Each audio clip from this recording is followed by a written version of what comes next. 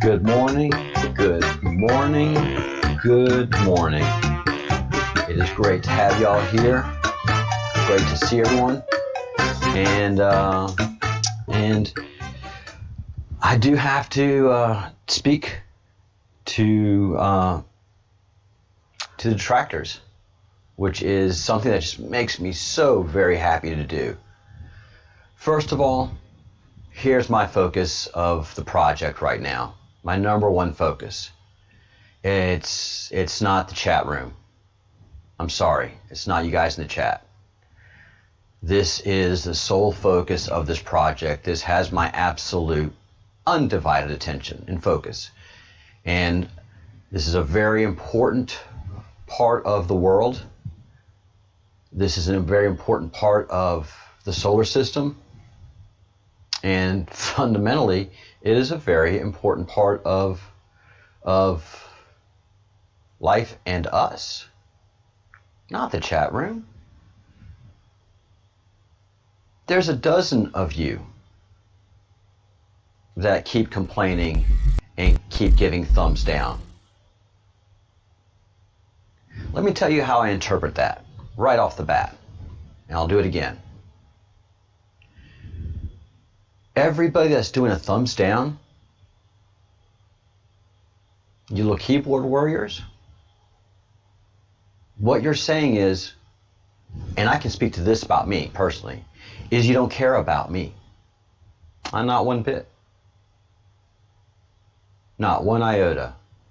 Every one of the keyboard warriors that's putting the thumbs down saw people that argued with me and argued. And you're okay with that, even though you saw how disturbed I was by it. Doesn't faze you one bit. You tell me I shouldn't do this, I shouldn't do that. This is my problem. Please open the chat up so I can be entertained, minstrel.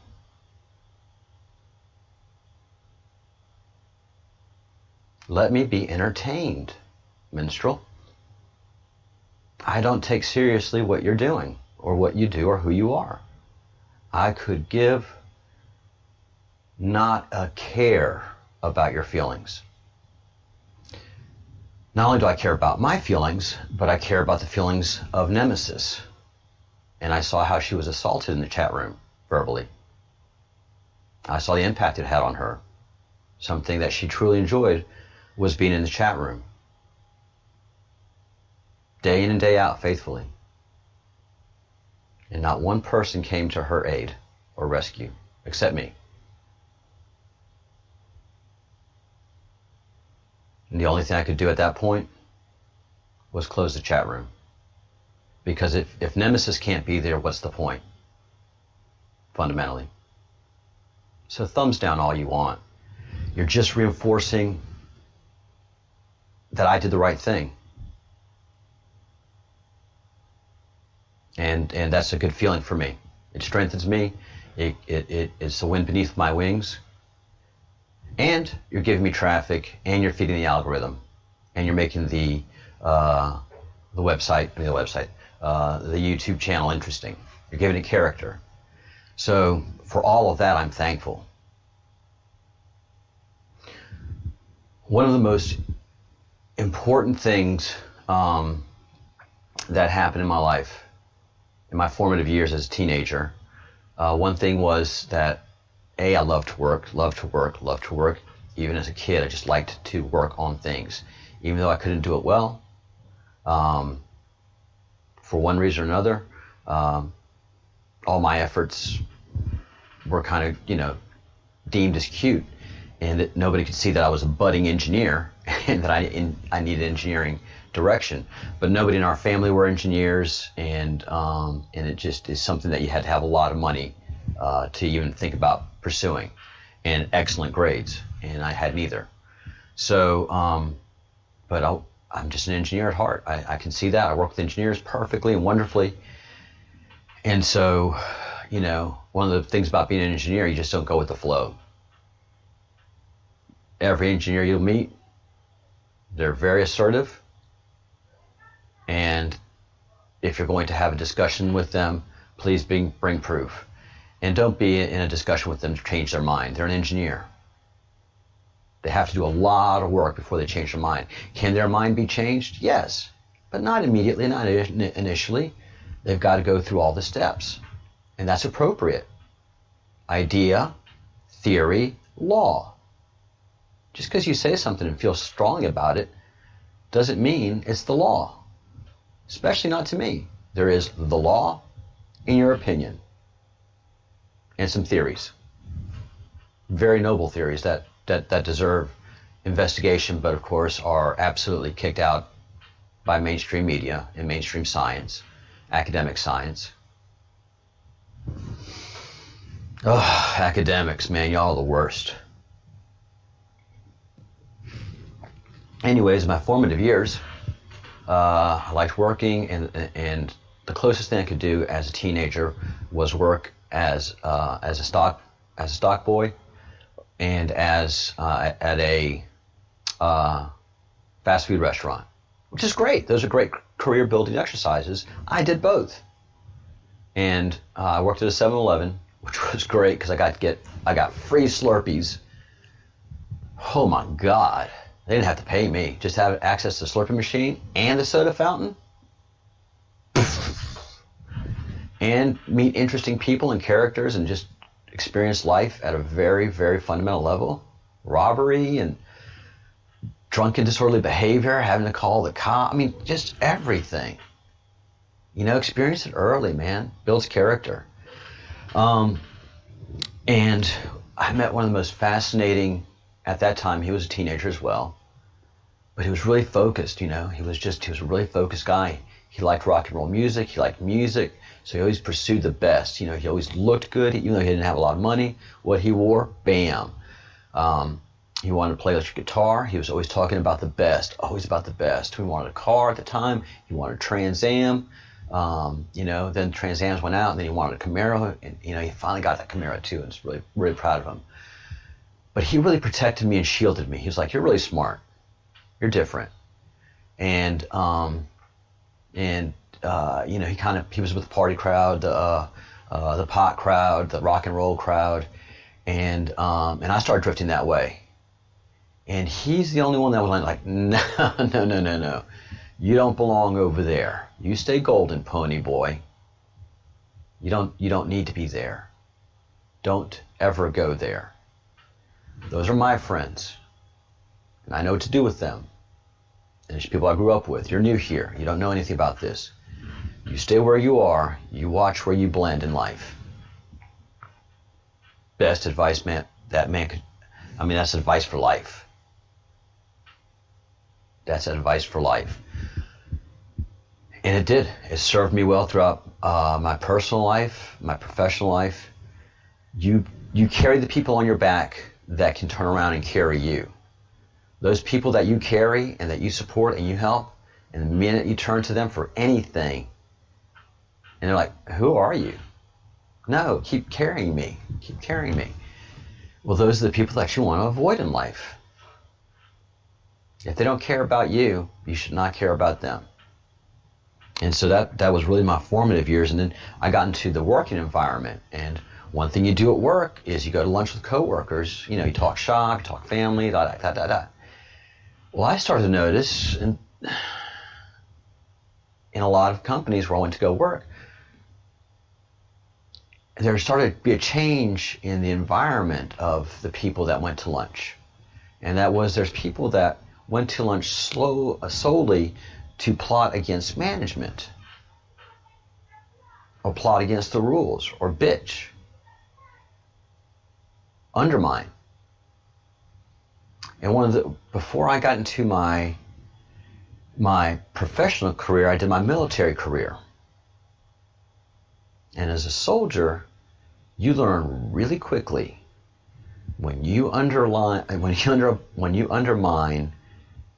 your management team, you're putting your life at risk, right? Because you're a soldier, right? I hope you feel me on this, okay?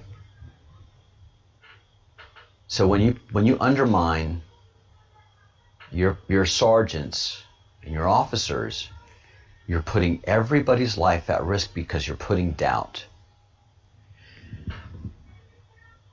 And that person's been put in charge there for whatever reason. And I had a chance to be, because I was a college kid. So they knew I was coming in quick and leaving quick. And I knew how to do, form a sentence. I knew how to do a typewriter. So they quickly threw me into the headquarters battalion. And that's what they did with the college kids. Get in there and go out. The whole thing about the Army, you're not going to be here for a long time. You're not going to make a career out of this. You are actually one of the problems. But at least we get to teach you what it is like to be a soldier briefly. Hopefully you can take it into the real world, and apply it. Thank God I did. And because I learned that fundamental principle and I saw it exercised every single time.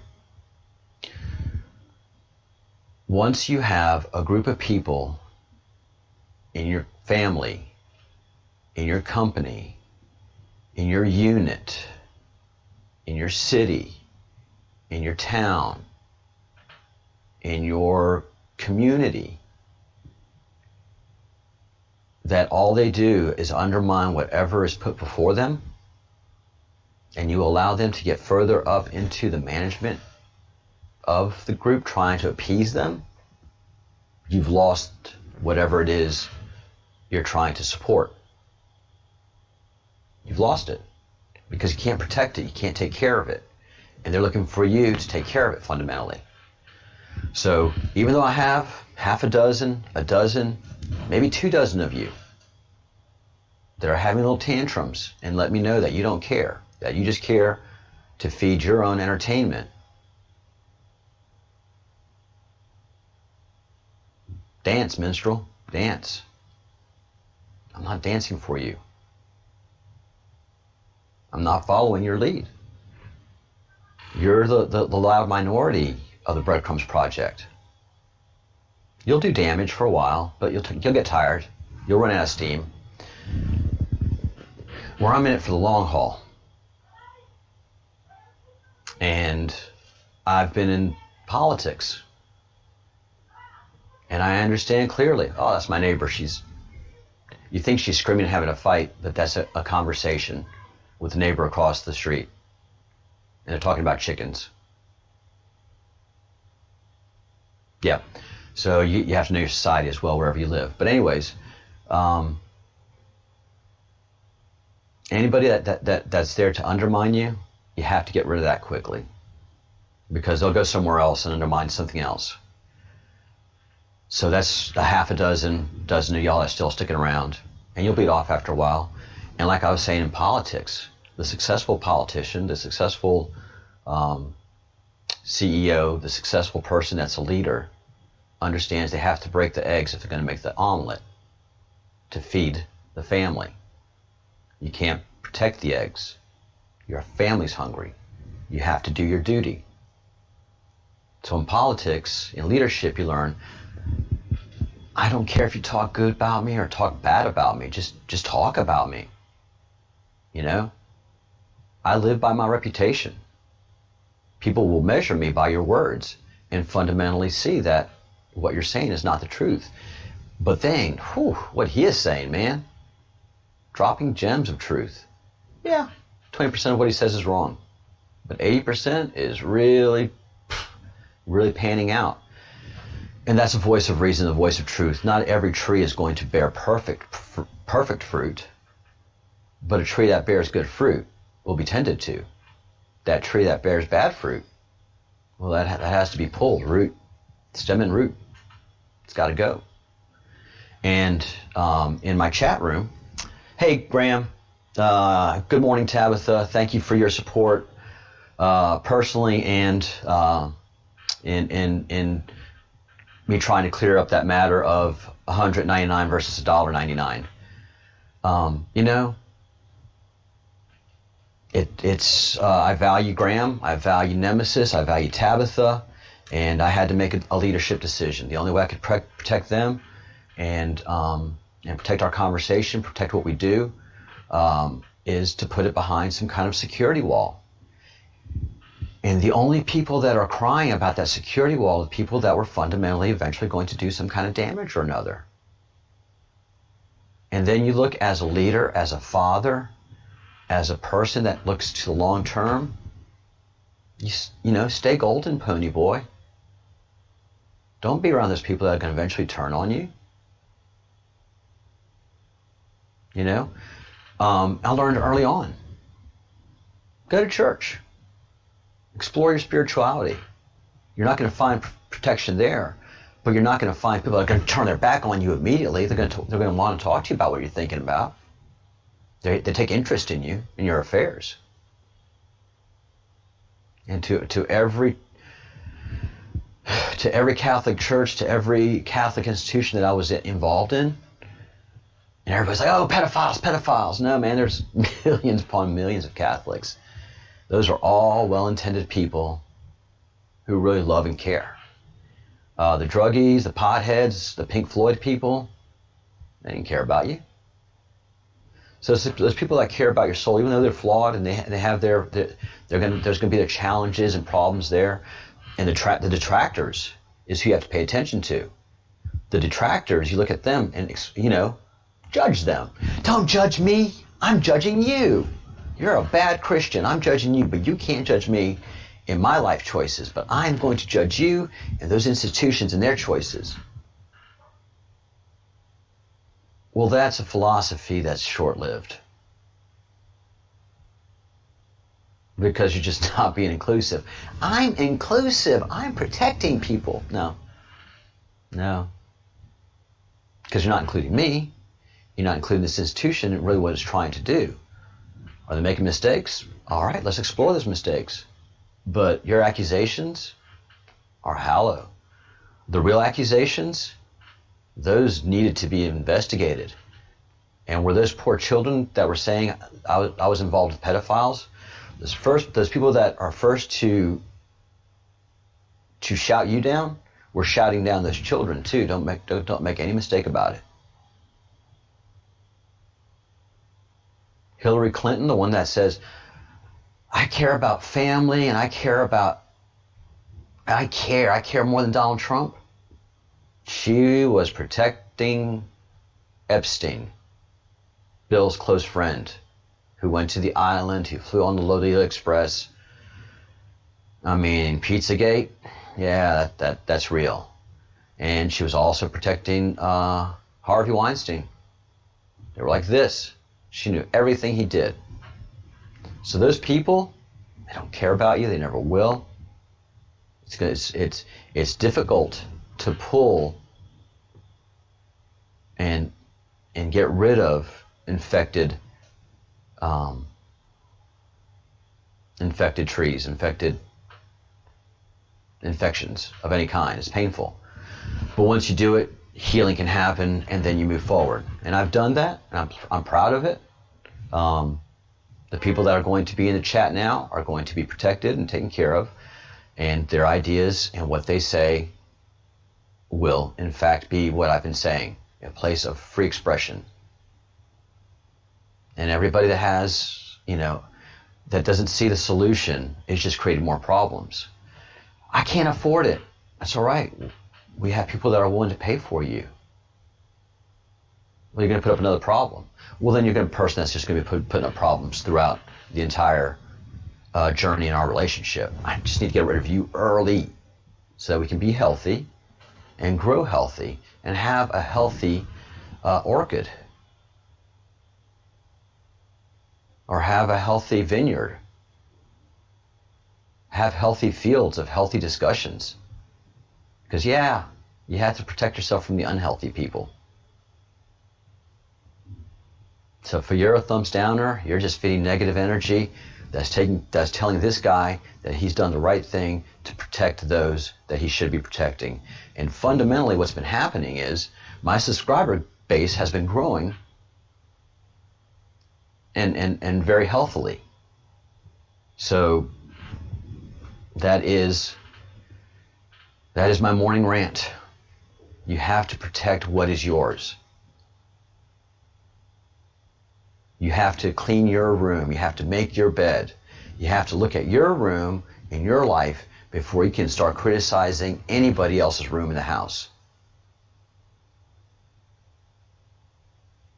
And then when it's your house and you have things and people to care for, you're responsible.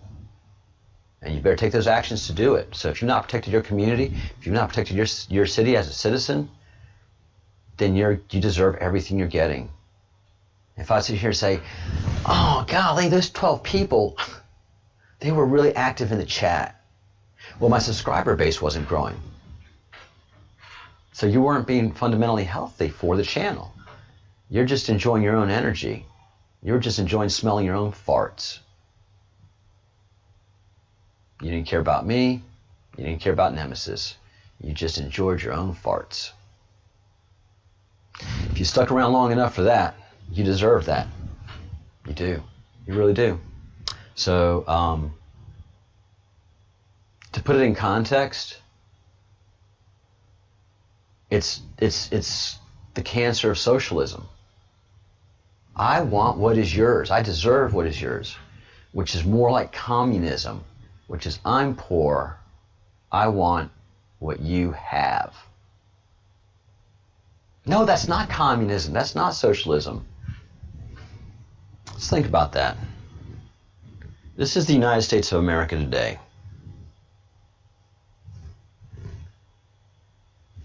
This is the United States of America today.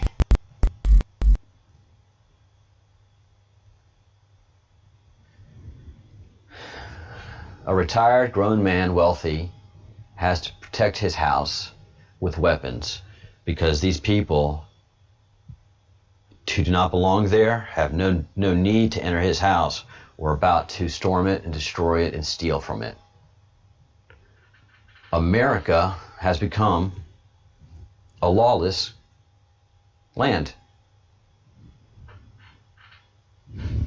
My channel is not going to be lawless. If you can't pay attention to the rules, then you can't participate.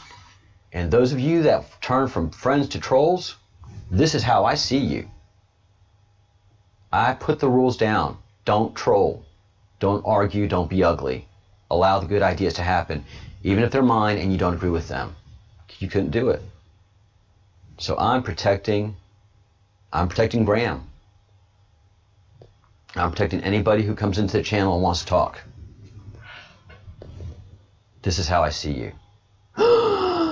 Guns! Oh no! Oh no! You're Americans. That's all you think about is guns. Let's talk about socialism. Might have known a lot about economics, but he knows very little about human beings. You must know. Let's go to the root of this. Let's go to the root. Let's go to Marxism. That's what it's all about, right? Everybody's sharing everything. I mean, India has been spoken of as a very socialist country. Well, let's hear from a very loud voice in India. a guru to many.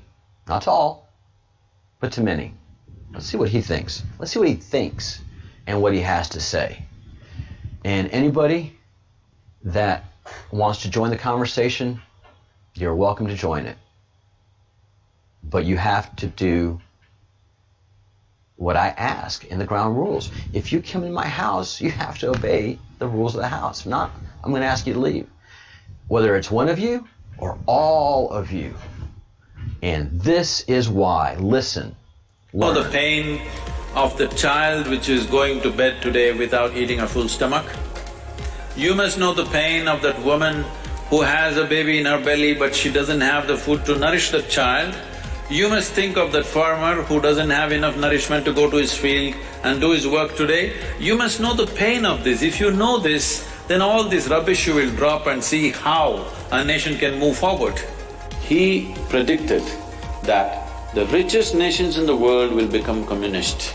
People will share their wealth with each other, and how wonderful it's going to be the world. It's a fantastic dream. It's a beautiful dream. It's one of the best dreams the world has dreamed, that everybody will be equal, everybody will have everything, nobody has to… it's by our need, not by our greed. You may produce $1 billion, I may produce nothing, but you are willing to share with me.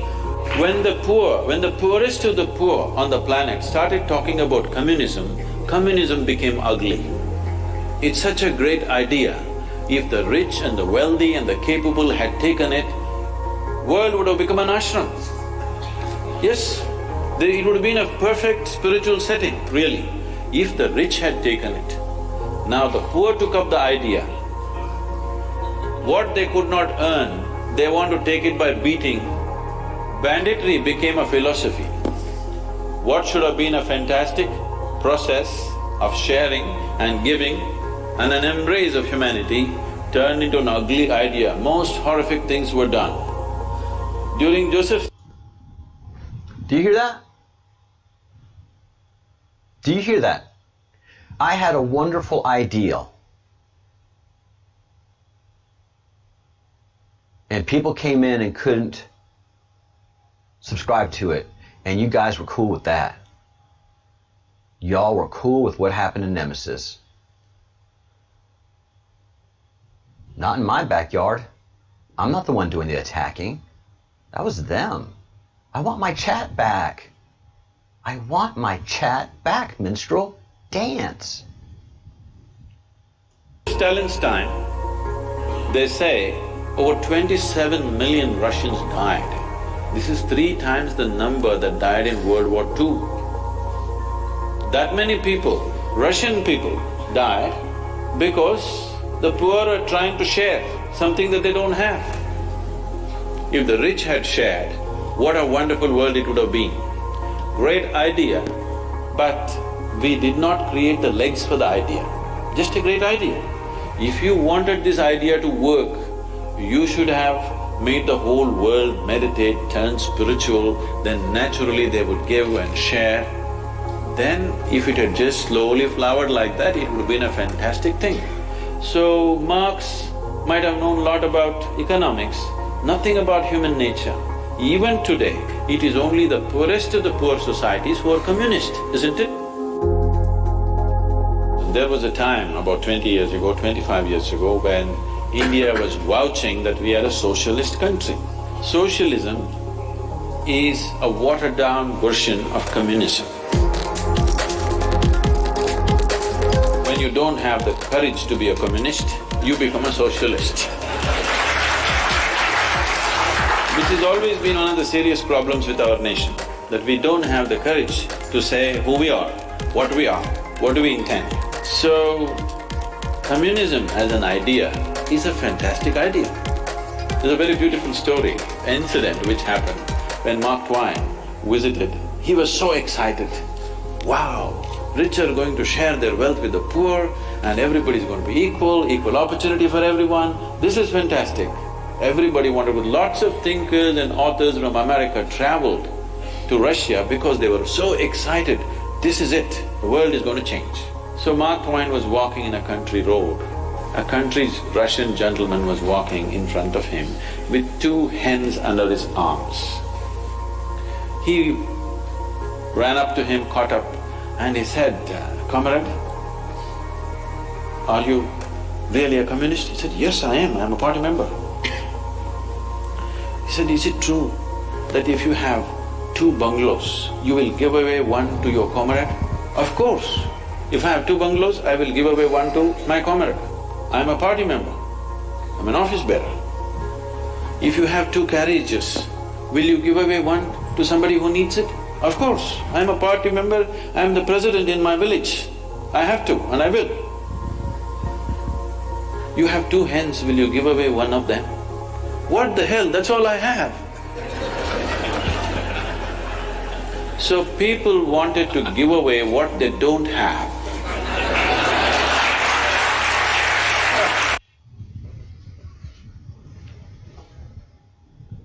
Yeah, I'm going to protect my two hands.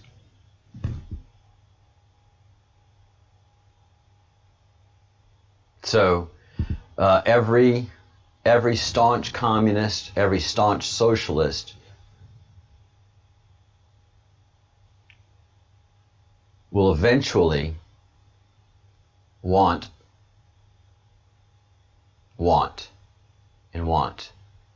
They're not givers, because you only can give so much, right? Now, if you work hard and are part of the fabric of society, contributing your part and a little bit more, then that society will succeed. But if you have people that feign giving, that I'm a volunteer and I care, but I don't want to work for what I have, I want you to give me what I want. Yeah, notice. It's a behavior that repeats itself. It's a behavior that repeats itself. So what we're seeing in America is the lawless, the ones that are burning flags, the ones that are burning buildings, the ones that are staying up all night partying, protesting, doing their drugs, and destroying the fabric of society. Well, they don't want police. They don't want laws or law enforcement. They want, but nothing can tolerate. They're happy with themselves. They're like, "Hey, we've had a shooting. Come in here and take care of this shooting person." But you have people in the front saying, don't you dare come in here. And you just have, I don't want to call it anarchy, you just have stupidity and senselessness reign supreme. And only a tolerant, stupid society allows that to happen. An intolerant society says, look, you come in here and obey the laws. I don't care what color your skin is. I don't care what your origin is. I don't care what your sexuality is. You just obey the laws. And as hard as you work is as much as you'll be able to succeed. Yeah, you're going to do well. And oddly enough, well over 90% of the society in America is not having this corruption and this conniption, this nonsense. Majority of Americans are just, what in the heck is going on?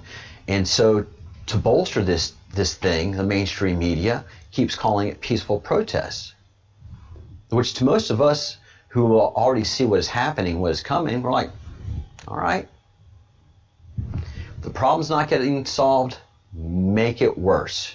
Sooner or later it'll get the attention it deserves. And sure enough, it is getting the attention it deserves. This time last year, a majority of Americans, honestly, a good bit of Americans were honestly questioning the Second Amendment. Why do we need to protect ourselves? We're a good law-abiding country. We have great police. We have a great military. So why do we need guns? Guns make us unsafe, was the beating drum of the socialists and the communists, trying to take our weapons away from us. Well, then they broke loose, man. You know what's not under threat anymore at all? 2A, the Second Amendment in America. Because gun shops, Their stores are empty. Their ammunition is gone. So, if you don't believe me, go to one of my sources, Tim Pool, and watch his videos from last year and watch his videos from this year, like currently, where he has bought several weapons and has gun safes and ammunition. Yep, that millennial beanie wearer is a 2A guy now, and so are his good friends. So that's the reality of society, man. When something that you treasure comes under attack, you better protect it quick. Do not encourage lawlessness or poor behavior. And that is what I've done. And Graham and I, we can be the only two talking in this room, but we're going to talk and have good conversation and respect each other.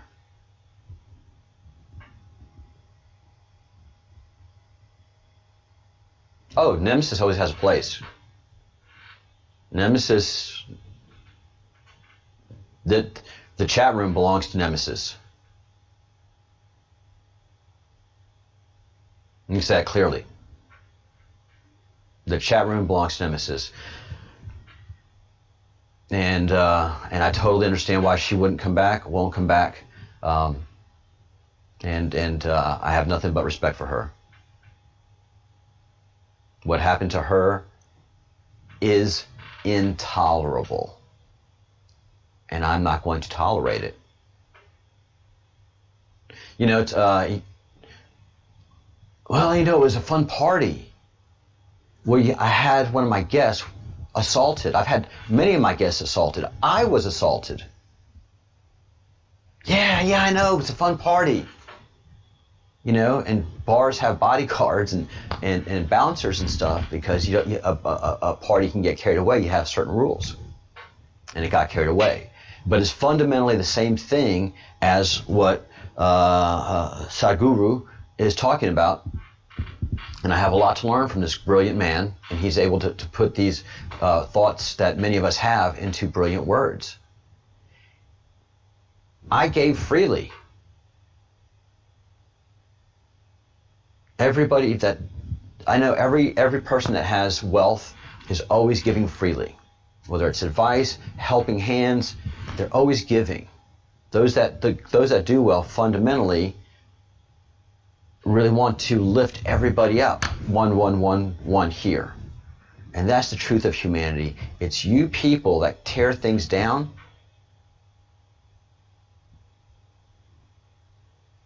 It's you poor people that want to destroy, that are not healthy to the organism. You're not healthy to the Breadcrumbs Project. And Graham has made a brilliant observation. Hope the family comes back together. Hope there's a place for Nemesis. I hope the same thing too. But if you're not going to help and provide solutions, all you're going to do is provide problems. And you're just going to be that person. Dance, minstrel. Dance.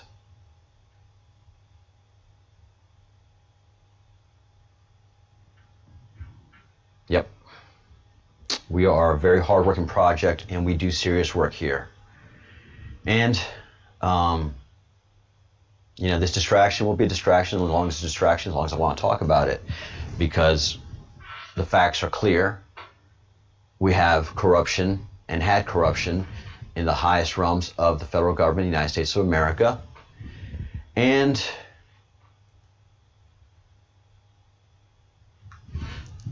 we have a very serious report that Congress wants to now release for all American people to understand. We're not alone.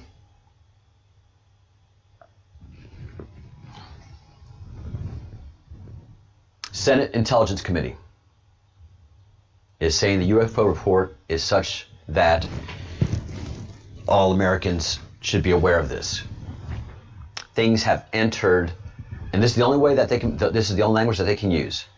Things have entered the airspace of America that we cannot identify and the only thing we can do right now is label it a threat until we start getting more information. So that is where we are. And the only thing that I've seen really that speaks to this clearly and succinctly is this. And this is our focus, not the chat room. This is our future.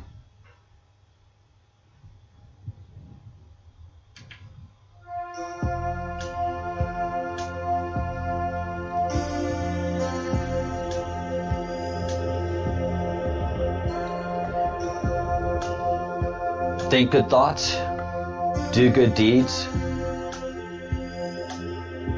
say good things, forgiveness. The three are important. The first three are important. The fourth is just my personal opinion.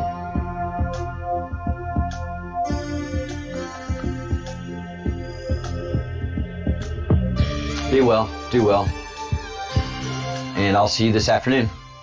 Thank you for those who've been watching and supporting the channel, and we'll see you soon.